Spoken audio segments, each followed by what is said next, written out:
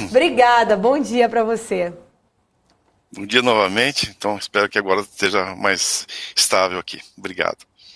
Obrigada. Werner, a gente estava falando muito sobre essa questão toda do cenário, né, brasileiro, a questão principalmente dessa transição de governo. Muitos investidores ficam receosos em relação à falta dos nomes. Agora sim, parece que a gente deve ter aí um anúncio dos ministérios de uma forma mais oficial, né, com Lula lá em Brasília, pelo menos essa grande expectativa. Mas a questão do fiscal ainda chama muita atenção dos investidores por conta desse texto da PEC. Isso mexe com os ativos, né, essa PEC da transição e essa possível escolha até de Fernando Haddad no Ministério da Economia fica muito no radar. A gente viu na sexta-feira a reação do mercado. Em primeiro lugar, eu queria entender a sua visão, como você está avaliando realmente esse cenário e os reflexos que você acredita que isso ainda deve trazer, fazer preço no nosso mercado. Então, ainda é muita especulação, tanto em relação a nomes, né, que têm sido ventilados. O próprio Pércio Arida desmentiu e falou: isso aí foi invenção da imprensa, a gente não sabe se é verdade ou não. Então, Santana falou sobre ele falou que nunca recebi convite e não tenho condições, né, pessoais de fazer parte. Então, a gente não sabe quanto que é verdade. Em relação a Haddad, a gente não sabe quanto é assim que é ficar levantando o nome para ver a reação do mercado, como é que o mercado reage, né? Você falou muito lá atrás sobre Meirelles se convidando, de repente pode ser um nome de verdade, né? Então é mais... Eu tenho uma teoria da conspiração aqui, que é o seguinte: deixa o mercado estressar, né? Dia 30 de dezembro, bolsa cai, dólar sobe, né? Os juros inclinam, né? Então ele assume o governo já numa condição estressada, todos os índices ruins, né? E uma vez que for definido, né, o ministro, a política econômica, o mercado rapidamente ele retorna, né? Então vai falar: olha, tá vendo? O dólar caiu, né? Os juros caíram, a bolsa está subindo. Então ele já assume com digamos, os índices ruins, e com ele só tende a subir caso, né, venha de encontro às perspectivas, né, que o mercado espera, né? O Banco Central mesmo, não, o Roberto Campos Neto falou que o mercado não tem partido, né? O mercado ele realmente quer condições econômicas positivas, né? Responsabilidade fiscal, não importa quem é o presidente, quem é o partido.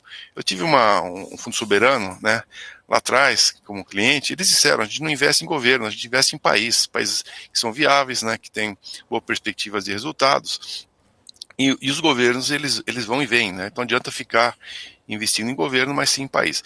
Então, digamos, o meu cenário é assim: aguardar, né, qual será o nome definitivo, né, se é que já há um nome ou não. E a questão da PEC, né, tem lá a proposta do Tasso Gereissati de 80 bilhões, que basicamente acho que já estava dentro do que o mercado, né, esperava já, né, inclusive em relação ao Auxílio Brasil, que haveria de ser rolado, né, para 2023, e os 200 milhões bilhões seriam um valor muito negativo. Eu acredito que não será esse valor, portanto, que precisa ser aprovado com o atual governo, né? Então, o atual governo, inclusive alguns políticos já se estão saindo, né? Eu diria assim: não vão fazer esse favor aí, né, para o que seria a oposição, né, o outro governo que vai entrar. Então eu espero que seja mais ali entre 80 e 100 bilhões, né, que se acomode. Eu acho que é tolerável, né? E aí o mercado acho que se acalma. E o nome também, se for Haddad, acho que seria um nome negativo, o dólar pode realmente estressar, o que a gente já viu, né, alguns dias aí, a ventilação do nome, como o mercado reagiu negativamente. Mas não sabemos se isso é balão de ensaio ou é uma tática mesmo, né, para depois trazer um nome que o mercado receba bem, como seria o Meirelles, tá? Ou um outro nome qualquer. Werner, Assim, e adoro do nosso conversar lado, com a gente você. não faz aposta. A gente não faz aposta, tá? O que vier, É, a gente vai dançar conforme a música. Eu não danço antes da dançar música, conforme a né? música. Depois a gente pode Exatamente. tá fora de ritmo, né? Está lá no rock, aí vem uma música clássica e você fica completamente fora do ritmo. Vamos aguardar para tomar qualquer decisão. Por enquanto, estamos tranquilos em relação Exatamente. ao que vem. Eu gosto muito de conversar com você, Werner. Eu penso igual aí em relação a alguns pontos, né, que você trouxe agora, e pela coragem, né? Porque tem muitas pessoas que ficam ali em cima do muro, não tem coragem de falar, e eu acredito exatamente nisso que você falou. Pode ser realmente aí uma estratégia, né? Até você apresenta. É igual você comprar um carro, né? Você chega lá, coloca todos os defeitos no carro e tal. Aí você vem, compra ele, barganha ele e paga mais barato. É a mesma situação. Você apresenta algo ruim, depois você vem com algo que é menos ruim e o mercado aceita. E de qualquer forma, igual você falou agora, né? Dançar conforme a música. Não adianta ter partido, né? O investidor, ele tem que ser racional, estar preparado para todas, né, as situações, inclusive aproveitar e saber ganhar dinheiro das situações adversas. E falando nisso, olhando até inclusive para a carteira da Trígono, você acha que ela pode ter maiores impactos positivos, por exemplo, com o PT, na exposição que vocês têm nos setores industrial, por exemplo, automobilístico, e com agro, com Klepper ali, por exemplo? Isso, nós estamos, acho que, aí eu vou dizer mais por sorte, tá? Não é assim, mas é uma estratégia que nós fizemos com o próprio PT, com Dilma, 2015, nos posicionando em empresas, né? Estou falando em empresas, não estou falando em setores que tinham uma exposição ao câmbio. Portanto, se o câmbio abrir, né, o real desvalorizar, as empresas estariam ganhando, dependendo do que acontece no Brasil. Isso veio a eleição, né, veio agora de novo a eleição, reforma, etc, etc. Nossa estratégia não se alterou, né? Agora, por que eu digo por sorte? Né? Porque são justamente setores onde o PT, né, ele teve o seu berço. Por exemplo, o setor automobilístico, né, a primeira discurso em público foi na porta da Volkswagen. Né? E o setor automobilístico teve em 2013 o seu recorde. Foi um ano que a gente produziu mais de 4 milhões de veículos, estamos produzindo esse ano 2,4 milhões. Né? Então, eu acredito que o governo, com sua política industrial, tende a favorecer essa indústria, que tem uma capacidade de 5 milhões de unidades. Estamos produzindo hoje 2,4 milhões esse ano. Podemos produzir veículos híbridos, né, e com outras tecnologias de descarbonização. Então, acho que desse lado, esse setor industrial, notadamente automobilístico, ele tende a ser favorecido pelo governo como foi anteriormente, né? Com Dilma foi o seu melhor ano. O outro setor que nós estamos expostos, o setor agronegócio, especificamente em silos, em armazéns, a própria Dilma criou o programa que chama-se PCA, né? Programa de Financiamento e Investimentos em Silos, Armazéns e Renovação, conformou o valor da história, foi mais de 6 bilhões, com juros de 2,5%, com prazo de 15 anos. Quem fez isso foi a presidente Dilma. Então foi uma linha que o próprio PT criou. Nós acreditamos que o PT ele tem que se aproximar ao agronegócio. A gente está vendo ainda protestos, fechamento de estradas, né? O agronegócio está muito ressabiado, né, ainda por conta das eleições, mas eu acredito que ele sim deverá favorecer, com linhas de crédito, tanto pelo BNDES, né, esses créditos para investimentos, como através do próprio Banco Brasil, da Caixa Econômica Federal, equalização dos juros. Então a gente está otimista em relação ao agronegócio e também com a questão de descarbonização, etanol de milho, que deve receber incentivos do governo, né, o próprio etanol. Então medidas que nós acreditamos serão favoráveis ao setor também, independente da ideologia política, disputa política, mas sim ele tem que trazer o setor para dentro do governo. Talvez um Blairo Maggi, que já foi ministro, né, algum nome aí que seja ligado ao campo, que seja bem recebido.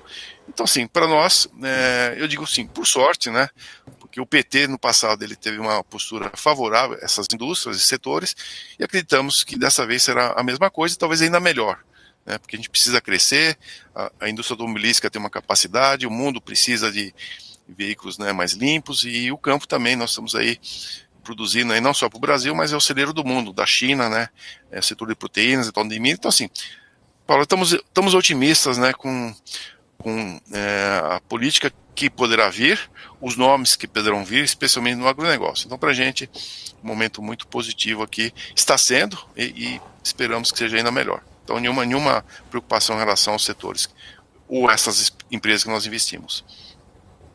Werner, Isabela Takaki está aqui comigo também, tem perguntas para você, fala Isa. Bom dia, Werner. Bom, inclusive é uma pergunta do chat aqui, já que você está citando alguns setores, né? Ele está perguntando, o agro sofreria com a posse de Lula, daria para investir no setor de agronegócio? Não, como eu comentei, eu acho que não sofreria. E assim, do lado negativo, né, caso venha um ministro que não seja bem recebido, ou citar o Haddad, né, que eu já ouvi mostras, o que deve acontecer? O real deve desvalorizar, né? Então estamos aí com 5,40, 5,35, se for para 5,60, 5,70, por agronegócio é muito positivo, né? Porque as receitas, né, os preços, as commodities, são precificados em dólar. Portanto, se eu tenho um dólar mais forte, eu tendo a aumentar a minha receita, sendo que essa safra eu já plantei, né, meu custo, meu diesel, meu fertilizante, que eu já gastei com dólar mais baixo, mas eu vou comercializar a minha safra com o dólar mais alto. Portanto, desse lado não é negativo, né? Mesmo que o mercado receba mal o novo ministro ou a política econômica. Em relação, né, à própria produção, como eu comentei, nós acreditamos que o novo governo usará o BNDES, né, e os bancos estaduais, né, notadamente Banco do Brasil, Caixa Econômica Federal, que tem aumentado, né, sua participação no agronegócio, o Banco do Nordeste, né, o Banco da Amazônia, inclusive que o Lula, ele citou nominalmente no debate o Banco da Amazônia, que na verdade o Banco da Amazônia, ele pega todo o Mato Grosso, a Amazônia Legal, Pará, quer dizer, ele é muito comprometido. 70% do Banco da Amazônia, empresa que nós também gostamos, está ligado também ao agronegócio e está nessa Amazônia Legal, principalmente no agro. E então existe mecanismo do governo incentivar, também com seguro rural, importante, equalizar o crédito, que significa, né, o governo ele subsidia a diferença entre os juros de mercado, né, e um juros que seja adequado, né, aos investimentos do setor, que é um setor onde tem um prazo, né, de você converter o seu plantio em renda, em receita, pode demorar aí de 6 meses a 1 ano, né, é um prazo mais longo. Então você precisa de capital de giro e ainda tem intempéries, você tem o clima, você tem falta de chuva, você tem seca, então tem todos os riscos onde é muito necessário você ter a questão do seguro. E por último, né, também o governo tem falado, incentiva a tecnologia no campo, né, tecnificar o campo, trazer investimentos ao setor, e também usando as próprias palavras do Lula, segurança alimentar, trazer a Conab novamente como protagonista do setor. O que significa isso? Nós temos que estocar alimentos, como nós tivemos no passado, né, o preço do feijão, do arroz subiu muito, a própria soja, então a Conab seria um agente regulador, né, nas entre-safras, no momento de volatilidade de preços, e para isso eles precisam ou contratar silos, né, armazéns, ou a própria Conab construir sua rede, né, de armazéns, ou simplesmente terceirizar. Então, para a Kepler é especialmente positivo, né? Então não temos assim, uma visão negativa para o setor, mas sim uma visão construtiva, tanto para o setor de energia limpa, né, do etanol de milho, etanol de cana, o biometano, né, o biogás, que deverá ganhar papel importante, como o setor, né, as máquinas que atendem o setor, né, colheitadeiras, tratores, caminhões, toda a logística associada ao agronegócio. Então temos uma visão positiva nesse momento, esperamos que essa visão seja realmente, de fato, levada a cabo, né, e não haja nenhuma restrição, né, à produção agrícola. Acho que o momento é positivo para o Brasil. Vamos capturar esse momento que é ímpar, né? Ucrânia com problemas climáticos dos Estados Unidos, outros países, e o Brasil, felizmente, não houve grandes problemas nessa safra aqui já em andamento, aí já está caminhando, já em janeiro começa a colheita. Vamos aproveitar então, dar uma olhadinha no setor com a Débora Oliveira, que está com a cotação aberta lá. Débora. Já estou aqui com o monitor de mercado no setor agro para a gente dar uma olhada como a gente vê, né, nesse pregão de segunda-feira. Werner, bom dia para você. A gente tem a Kepler agora subindo 0,98%, né? Em seguida a gente também tem aqui a São Martinho subindo 0,69% agora. O papel está de São Martinho nesse momento a R$ 27,91. A gente, né, tem aqui do outro lado negativo a Jalles Machado caindo 1,42%. Agro 3 também cai aqui agora um pouco, 1,3%, né? FRTA Frutas, né? Frutas 6 está caindo nesse momento também, né? 1,02%, que é o Pome Frutas. Aí a SLC também agrícola cai 0,60% e soja 3 está caindo nesse momento, que é o Boa Safra, está caindo 0,19%. Mas a Kepler mantendo aqui, né, a liderança de alta, 0,89% no setor, com preço a R$ 22,58. No ano, a Kepler está acumulando uma alta de 84,45%, viu, Isa? Então, posso comentar Por sobre o favor. Kepler, Claro, né? claro. Por favor. Acho que existem vários motivos, Kepler. Primeiro, acho que hoje, né, talvez seja o motor principal, que é o último dia que a Kepler está cheia de dividendos, né? Então, são 70 milhões que eles estão distribuindo, fica a ex hoje, se paga, se não me engano, dia 15, e acreditamos que ainda haverá mais uma distribuição ainda esse ano. Então, acho que isso explica um pouquinho, né? Teve Kepler Day na terça-feira, então excelente, quem não assistiu está disponível. E também fizemos na terça-feira, né, no mesmo dia, nosso Trigo no Day, onde fizemos um painel também com a Kepler, muito interessante, e fizemos um painel também, quem quiser assistir, está disponível no canal do YouTube, com o Carlos Kogo, né, que é uma consultoria, é muito importante. Então, assim, um painel completo sobre agronegócio, não só no Brasil, como no mundo. Perspectivas, né, preços, safras, os desafios. Então, quem quiser saber mais, você entra lá no canal do YouTube, Trigo no Day, vocês terão todo, né, o entendimento em relação ao agronegócio, aí compartilhando, né, que eu comentei com vocês, né, a perspectiva positiva, independente no próximo governo. Então, Kepler, acho que tem esse adicional de dividendos interessante aí. Então, ele justifica não só pelos dividendos, né, mas pelos próprios resultados. Então, a Kepler está com recorde, né, então existem os seus fundamentos, só para citar números que pessoa que não conhece, né, o EBITDA acumulado nesse ano, 9 meses, 412 milhões, vindo de 123 no ano passado, né, e na pré-pandemia, ainda em 2020, 63 milhões. Então, estamos com um crescimento importante, o lucro já batendo em 280 milhões esse ano, sendo que ano passado estava com 76, e no trimestre, vejam só, no trimestre fez 121 milhões de lucro no trimestre, né, mais do que 9 meses no ano passado inteirinho. Então, os fundamentos, né, os números, um caixa muito robusto, né, com um caixa líquido aí de 150 milhões, né, 70 milhões serão distribuídos, então os fundamentos da companhia explicam esse desempenho aí, né, subiu muito, né, agora pode cair, mas lembrando que no mês, se a gente olha novembro, houve uma queda de 13% no mês, né, as ações estão caindo, para nós não existe um fundamento para isso, né, dados os resultados que ela apresentou, ainda perspectivas muito melhores ainda para o ano que vem do que o próprio esse ano que a gente está assim, fechando o ano praticamente, né, então realmente um cenário muito positivo para a companhia. Obrigada, viu, Werner? Isa. Agora, Werner, com toda a situação de China, né, com a piora da Covid, com a política de Covid zero, Europa em crise, inflação, Estados Unidos também em recessão, crise, o Brasil pode continuar como favorito na alocação de recursos dos estrangeiros? Como que o cenário macro pode nos favorecer e como que essas empresas brasileiras podem se beneficiar com toda essa crise lá fora? Perfeito, né? O Brasil realmente tinha todas as possibilidades, né, a preferência, porque temos aí, inclusive, Turquia, que seria um emergente importante, né, também com questões políticas, até étnicas, né, que eles têm seus conflitos. O México, que seria um país, né, que tem uma economia robusta, também um país importante, mas o México ele é muito ligado à economia americana. Então, se a economia americana tiver uma recessão, os mexicanos também irão sofrer.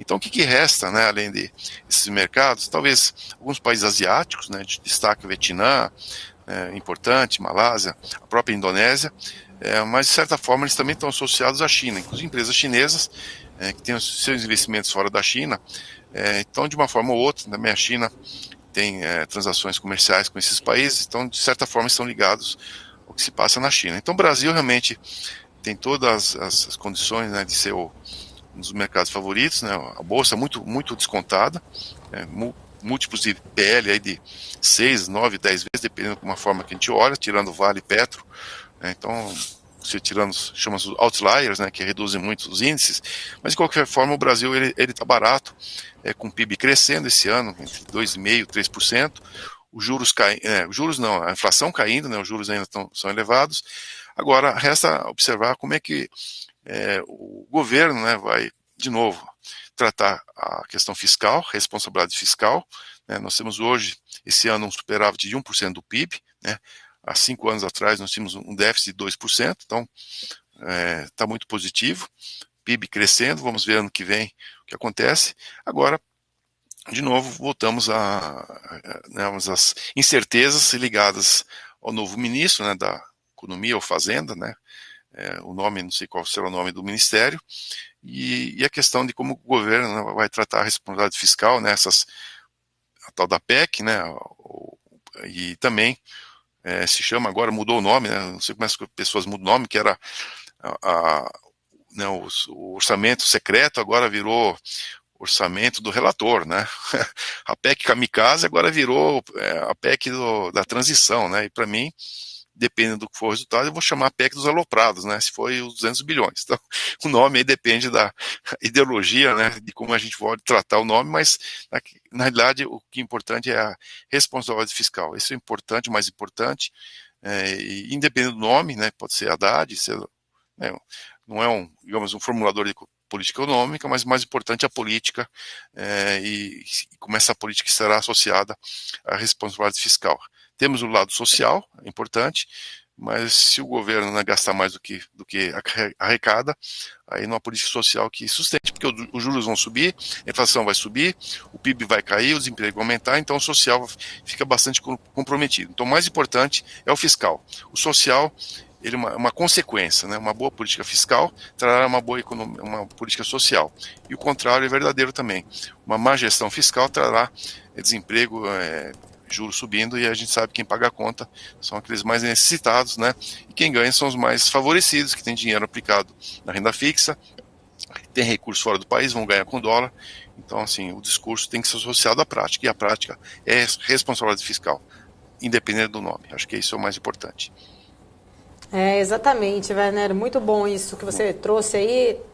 Infelizmente a gente vê o quanto nessas horas, né, as grandes mídias aí, vamos dizer assim, se é que são grandes ainda, ou só levam o nome de grandes, elas ainda mudam conforme toca a música, né, aquilo que você falou, né, conforme interesses, né, interesses, né.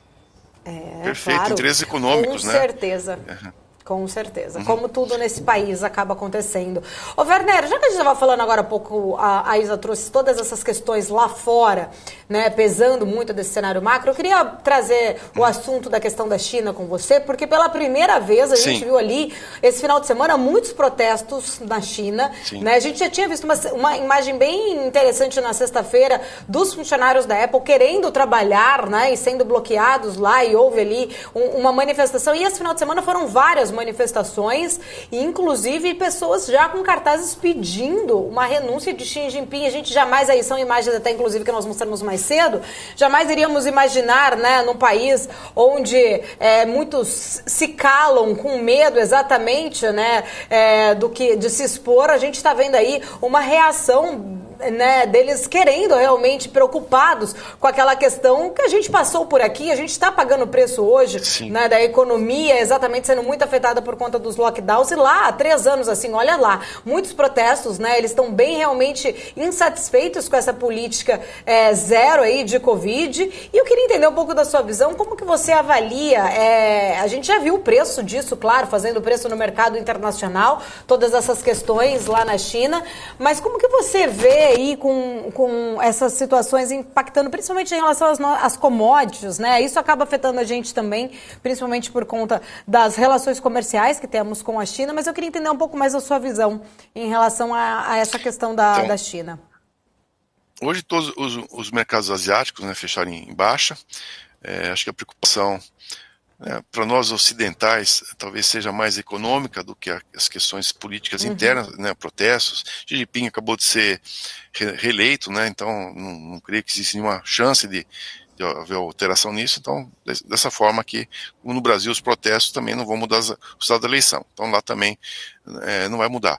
Então, se houver novamente a tolerância zero em relação à Covid, né, logicamente isso vai afetar a economia, né? Você tem menos produção, você tem menos consumo, né? E as commodities, né, que parte da China depende das nossas commodities, mas de uma forma surpreendente, né, o minério de ferro até está sustentando, acho que até hoje subiu um pouquinho, né? Então a produção de aço é importante, China é um grande produtor, exportador de aço, a indústria automobilística é a maior do mundo, a produção de vários produtos industriais, como da própria Apple, né, que a China é um grande exportador. Então, acho que o lockdown, ele realmente traz uma redução na atividade econômica, por questões realmente das pessoas são impedidas de ir ao trabalho, né, as fábricas acabam não produzindo, mas, por outro lado, né, existe o lado, digamos, de saúde pública, né? Se a gente tiver uma disseminação da Covid forte, então isso trará impactos ainda mais fortes no futuro. Estão falando em vacinação em massa, né? Para mim até uma surpresa que a China não tenha feito como nós fizemos no Brasil, né? Nós estamos aí na terceira, quarta, até quinta dose, né? Eles têm condições, né, de impor vacinação, né, muito mais do que nós, sim, várias formas de você, não vou obrigar, mas induzir as pessoas a se vacinarem. Lá eles podem obrigar de uma forma mais inflexível, né? Agora, a Covid, eu não sei se está tão fora de controle, né? A gente está no Brasil com um nível maior do que a própria China, uma população 1/5 menor, né? 5 vezes menor que a China, e a gente está agora numa reincidência, né? E a única atitude aqui foi quanto ao transporte público, né? O aeroporto também, né? Os voos, a gente tem que usar máscara. Inclusive hoje eu tenho um voo, vou ter que usar máscara. Mas acho que a China, ela de certa forma, eles vão digamos, coibir essas manifestações. A gente sabe que não a forma mais democrática, né? Mais, digamos, social, né, de você combater esses protestos, mas de outra forma também não tem jeito, né? Se você não tiver um controle e não tem vacina e a Covid começar a se espalhar pelo país, aí a gente vai ter um impacto econômico mais forte lá na frente, né? Então, eu acho que o governo ele tem uns mecanismos para tentar controlar, mas a vacinação talvez seja a forma mais efetiva, né? E fora a questão, né, de uso de máscaras, né, que uma forma de melhorar, mas as aglomerações, né, realmente multidões aglomeradas tende a induzir, você espalhar os vírus, né, essa palavra, disseminar o vírus, mas também não sabemos muito bem, né, esses vídeos, né, como são filmados. A gente sabe que existem oposição, né, em relação ao próprio governo, como aqui existe também, então não sabemos a abrangência dos protestos, mas protestos existem, como já está tendo na Europa em relação à questão da energia, de repente no inverno, né, a população europeia também vai protestar por não ter aquecimento, né, a energia muito cara, então isso acho que é uma manifestação real democrática, né? Agora países uns toleram, outros não, então acho que faz parte da manifestação popular, né? Faz parte da democracia, independente se contraria o regime, né, e as questões políticas. Mas, sim, Isabela e Paula, Débora também que está conosco aí, preocupa, mas resta observar, né, para onde vai caminhar a Covid, né, e quanto isso vai impactar a economia, talvez nos próximos 2 a 3 meses. É verdade, bem que você colocou, bem pontuado, viu, Werner? Essas questões aí vindas da China é bem complicado, a gente nunca tem acesso a todas as, né, informações de formas tão certas, né, tão certeiras, são mais duvidosas em relação até ao tamanho desses protestos, né? Também não muito diferente do que a gente vê por aqui no Brasil também. Eu tenho um amigo, até que o filho mora em Xangai, trabalha numa multinacional americana, no setor de autopeças, né? Vou perguntar para ele como é que tá, o que seu filho conta, que ele está lá. Ele ficou 3 meses numa época realmente confinado no apartamento, e a esposa é russa, e ela na Rússia, e ele na China, mais para trás, não podiam nem se encontrar. Mas isso teria sido já normalizado, mas eu vou perguntar para ele, né, bom, como é que está o filho. Procurar as nossas fontes. Ter uma formação. E outra coisa, sem nenhum viés, né, ideológico, político, né, é o fato em si, e não alguém que queira puxar para um lado ou para o outro lado. Exatamente. Ô, Werner, e essas questões mundiais, econômicas mundiais, né, até que a gente estava pontuando, não só a China, mas também a questão Europa como um todo, essa pressão inflacionária, todo esse movimento que a gente está vendo, né, de desaceleração do crescimento, de recessão, isso pode acabar afetando os negócios da Tupi? Você que tem Tupi aí, acompanha de perto o Tupi, só para a gente entender um pouquinho mais, como que está a preocupação em relação a todas essas questões mundiais? Muito pelo contrário, né? A Tupi, ela está inserida no segmento de bens de capital, né? Estados Unidos, eu vou até citar aqui um dado que talvez as pessoas não conheçam, né? A gente está preparando, a gente vai fazer agora nossa live, né, de quarta-feira, então estamos comentando as principais posições. Então existe um índice, né, que chama-se Dodge, né? É um índice de atividade no setor eu estou olhando aqui para cima, porque eu estou procurando aqui na nossa apresentação o índice. Então, é um Dodge Index, quem tiver interesse, só buscar lá na internet, e ele reflete, né, a atividade no setor de construção, e tem residencial e não residencial. Então, ele está quase no índice, no recorde, né, agora em novembro, né, ele subiu bastante, subiu 26%, né, as novas obras não residenciais, e residenciais caíram 3%. Quando você combina o residencial, não residencial e também a construção pesada, nós tivemos um crescimento de outubro sobre setembro de 8%. Quando nós olhamos os 10 meses, né, até outubro, ano contra ano, temos um crescimento de 16%, né, no índice combinado e 37% no não residencial. Basicamente, a infraestrutura, né, do Biden está trazendo à tona aquele projeto de 1,3 trilhões, e temos agora 1,1 trilhão de obras iniciadas. Então, os Estados Unidos realmente está um nível de atividade econômica forte no setor de construção, pega a tupi em cheia, vendas de veículos também muito forte, né, tá recuperando, e a Europa, né, ela, de certa forma, está consumindo veículos, né, até para mim é uma surpresa, né, então a Europa passa a, de repente, dependendo do Brasil, né, importação de veículos de outros países, né, então, assim, não foi tão impactado. E a Tupi tem uma participação menor na Europa, mas principalmente nos Estados Unidos, na América do Norte. Então, eles estão com um processo de nacionalização, como o Brasil está fazendo, né, então as empresas americanas têm que comprar o maior componente americano, né, ou da NAFTA, ou que era a antiga NAFTA, Canadá, Estados Unidos e México, né, aumentar para 70% até 2027, né? Então isso trará a produção de produtos feitos nos Estados Unidos em relação, principalmente, que vinha da China. Então, assim, a Europa afeta muito pouco a Tupi. Mesmo outra empresa que a gente gosta, né, que é Metal Leve, né, ela realmente exportou menos para a Europa, mas para outros mercados. E a surpresa aqui, para quem fala de Argentina, as vendas da Metal Leve na Argentina, olha só, olha a surpresa, no terceiro trimestre, cresceram de 72 milhões para 158 milhões, né? Foi o segundo mercado mais importante. E no ano, cresceram de 180 milhões para 316 milhões. Então a Argentina está comprando mais veículos, né? Mais carros. Mas por que isso? Como é que é possível? Isso é reserva de valor. Então o argentino, dada a perda, né, do poder aquisitivo da sua moeda, a desconfiança da economia, a inflação, quando você compra um carro, pelo menos você tem um valor, né? Um carro tem seu valor, pode até valorizar com a inflação. Então, na Argentina, estamos com um movimento de reserva de valor, incentivando a compra de veículos novos, como também a reforma, né, de veículos usados. Aí você usa mais componentes, né, de reposição, que é o caso da Metal Leve. Então, a Argentina, surpreendentemente, é o melhor mercado do mundo esse ano. Olha só, quem diria, né? Então, está muito, muito positivo para Metal Leve, e é um reflexo aqui dessa questão de reserva de valor, né?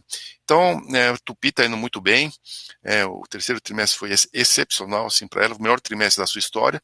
E já agora, né, talvez essa semana, nos próximos dias, até no final do ano, o CAD vai bater o martelo em relação à aquisição da MWM, né? Os analistas já recomendaram, agora falta, né, a presidência do CAD referendar, e a importância da descarbonização. A MWM, ela é a empresa pioneira na produção de motores, né, alimentados, né, como o biometano, que é um combustível limpo, substitui o diesel, será muito utilizado pela indústria canavieira, transporte, né, os ônibus, né, os caminhões, os tratores, as máquinas agrícolas também. Então será uma aquisição muito importante para a Tupi. Então, em relação ao mercado europeu, né, muito pouco relevante, e o mercado americano no momento excepcionalmente positivo, não só em bens de capital, como também nos veículos, né, com a produção de chips se normalizando, né, existe fila de automóveis aí, principalmente das picapes, né, que são os veículos mais vendidos nos Estados Unidos, e a Tupi fornece para Dodge Ram, para a linha Ford F50, 250, todos a própria GM, e também as SUVs, né, que o americano gosta muito. Então, não temos nenhuma preocupação em relação à Tupi, e o dólar, né, ajudando também na questão das exportações. E outra coisa importante para a gente, a Tupi é um hedge contra a China, porque a sucata, que é o principal custo, né, está associado ao Gusa, está associado ao minério de ferro, e se cair o minério de ferro a Gusa, a sucata cai para a Tupi é a coisa mais positiva quando a sucata cai, né? Porque seus custos serão reduzidos. Então não temos nenhuma preocupação em relação à Tupi. Werner, não vou tomar aqui muito seu tempo, sei da sua agenda, o quão apertada é, tem até viagem hoje. É sempre um prazer poder recebê-lo aqui na BMC News, estamos sempre de portas abertas. Você, todo o time aí da Trígono, obrigada, viu? Tenha um ótimo dia. Paula, eu que agradeço, né? A Isa também que participou, a Débora que está lá no background ali. Estão aqui. Muito obrigado a vocês, né? Um excelente jogo, né? Uma boa então, sorte qual que é nós, seu palpite para hoje? Meu palpite é 2-0. Eu vou ser mais digamos, humilde aqui. 2-0 tá bom, classifica, né? Tá de bom tamanho. Então 2-0 acho que é um bom placar. Aquele ferrolho suíço, naquela retranca, a gente vai furar a retranca, se Deus quiser, a gente vai trazer 2-0 pra gente. E a classificação... Eu tô animada. Aí. Eu já vim até animado, no clima hoje. Eu tô de azul aqui, tô de azul, né? Eu tô animado também. Esperando o Neymar retornar, né? Próxima fase, então vamos torcer todos aqui, realmente otimistas com o Brasil. Brasil e França, acho que é meu palpite para a final. Acho que não tem para ninguém. Brasil e França. Se não cruzar antes, não sei como é que tá a tabela, se não cruzar, nós vamos devolver algumas fatos, né, negativos, mas nós vamos trazer esse caneco esse ano, se Deus quiser. Se Deus quiser. Obrigada, Werner. Beijo enorme para você. Até a próxima. Tchau, tchau. Obrigado a todos. Até a próxima.